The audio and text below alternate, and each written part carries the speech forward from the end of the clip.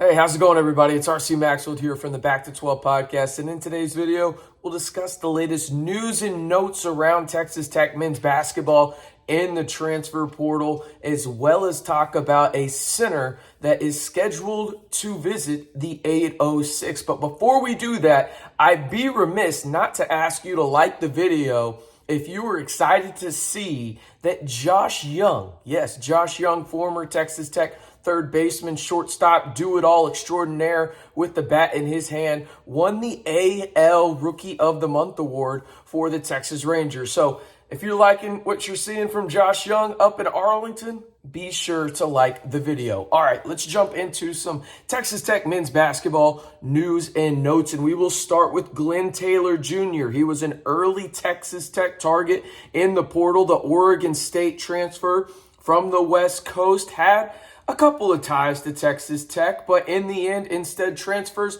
across the country from Corvallis, to, I guess, Manhattan, to St. John's to play for the Fighting Rick Pitino's in Madison Square Garden. And the next guy we're going to talk about was interesting to me because I saw a lot of people on Twitter about it. I was at the Stars game when the news broke, and it was Tyler Perry, the transfer from UNT, obviously has ties to Grant McCasland, the new Texas Tech head men's basketball coach.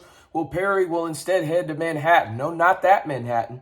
Instead, Manhattan, Kansas, to play for Jerome Tang and the Wildcats. And truth be told, it kind of felt like this was what was going to happen. When he announced his top four, it would have shocked me. And I was telling people, anybody that would ask me, I was thinking, hey, he's going to go to Kansas State or Florida.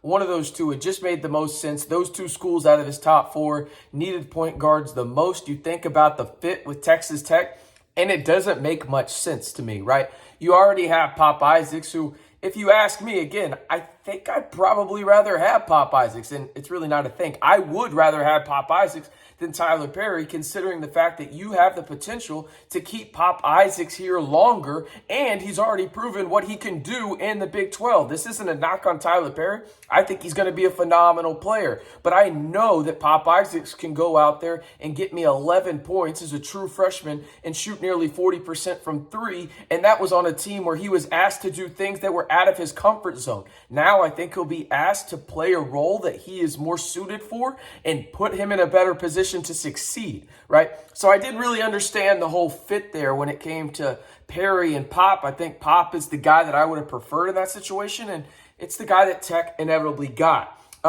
Next up, talking about visits, Warren Washington, the center from Arizona State, has announced that he will visit TCU and Texas Tech. That per John Rothstein over on his Twitter page this week. All right, so you think about that. Both of these teams desperately need a big. You got Lampkin leaving for Colorado. Texas Tech obviously loses Bacho and Fardas to the portal. One going to La Tech, the other one going to Cal, right? You don't have much size if you're Texas Tech. This is a good old-fashioned Big 12 recruiting battle, right? And Warren Washington will hopefully go to the 806 second.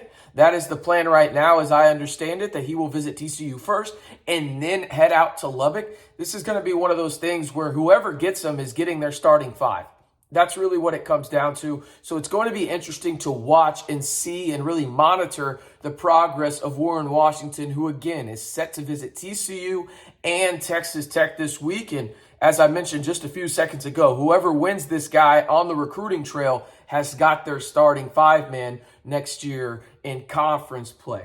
All right, now there's a few other things I want to talk about, including a guy that is a unicorn that every team in the country should reach out to and mostly has. But I want to ask y'all this, and it really is just off track a little bit. Y'all, if y'all watch these videos, you know how my mind just wanders sometimes. I was thinking about this with the fiance yesterday. We were at the Stars game. It was during the intermission. Let me know your favorite Texas Tech memory. It doesn't have to be sports, right? It could be my first day on campus, meeting my future husband or wife, whatever it may be, right? Like, let me know what your favorite Texas Tech memory is for you personally down in the comments below. All right, let's talk about the player that every team in the country has reached out to, including the Red Raiders. It is Grant Nelson, a 7-foot unicorn from North Dakota State, weighs 235. He averaged just under 18 points per game, 9.3 rebounds, 2.1 assists, and he blocked 1.7 shots per game last year. As I mentioned, he is a legit true unicorn in every sense of the word.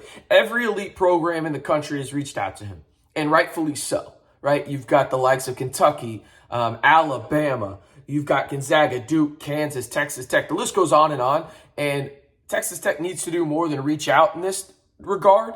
And so does every other team in the country, because I promise you, this is an instant impact guy for any team in the country. But it's also one of those things where, looking at his scouting report, and then I'll get to my opinion on him here in just a second, shot only 27% from three last year. Typically, he's shooting in that 33, 34 range for his career up at North Dakota State. I think he's a much better catch-and-shoot guy than off the dribble. Off the dribble, he's solid, but it's something that I'd rather have him, be the pick-and-pop guy and be the trailer and shoot from the top of the key. Also, defensively, he just puts guys in blenders when it comes to the guy defending him, I should say. You got a big man out on the perimeter that has guard-like skills, and he's putting guys out there on the perimeter that are 6'10", 6'11", that aren't as athletic and don't have the foot quickness that Nelson does. And so he just makes them look absolutely ridiculous sometimes, and even guards as well, right? So he's a guy that really does special things on the perimeter. Also a really solid passer as well. He's an absolute menace, though, when it comes to block shots. As I mentioned, 1.7 blocks per game, last season. Also had a 5.6% block rate. That's legitimately insane. In my opinion, he's legitimately one of the top 10, 15 players in this transfer recruiting cycle that has hit the portal, okay? And so, in saying that, I kind of just wanted to give a brief outlook because, first and foremost, y'all heard the list of schools that are going after him, but I'm not sure he plays college basketball next year. He's already committed to the draft in terms of kept his name in the draft, but also kept his eligibility alive, which is awesome thing that the NCAA has now done. I'd be surprised if he doesn't go to the league, because guys like this are what the NBA is looking for. And maybe he's a second rounder. Maybe he thinks he can turn into a late first rounder and comes back to school. But it's going to be a hell of a battle to get this guy on any college campus, especially with the way NBA scouts are looking at him right now. But before we get out of here, I want to do this, okay? Let's look at the current Texas Tech roster as of right now. These guys are either confirmed back or have yet to make a portal announcement via social media, okay? So you're looking at Pop Isaacs, Chance McMillan, Darion Williams, Kayron Lindsey, Robert Jennings, Kerwin Walton, Damarian Williams, Drew Steffi, and Lamar Washington. One more time. Pop Isaacs, Chance McMillan, Williams, Darion Williams, Lindsey, Jennings, Walton, Damarion Williams, Drew Steffi, and Lamar Washington. All of them are on scholarship right now. Currently, Texas Tech has 4 scholarships open, and we'll see where they go. We'll have an update tomorrow here on the channel about a potential visit when it comes to Zerick Onyama, who is actually down in Austin right now visiting Coach Terry and the Texas Longhorns. He's a potential target for the Red Raiders as well. And then you got Kendall Weaver, who is also in the mix to go down and visit UT, and also a primary target for Texas Tech in the portal as well. But that's going to do it for your Texas Tech men's basketball portal update today. I am RC Maxfield, reminding you, if you want to join the fastest growing Texas Tech community and stay in the know on Texas Tech men's basketball all year long, you know what to do. First and foremost, hit that like button and then hit that subscribe button to stay in the know all year long right here on the Back to 12 podcast channel.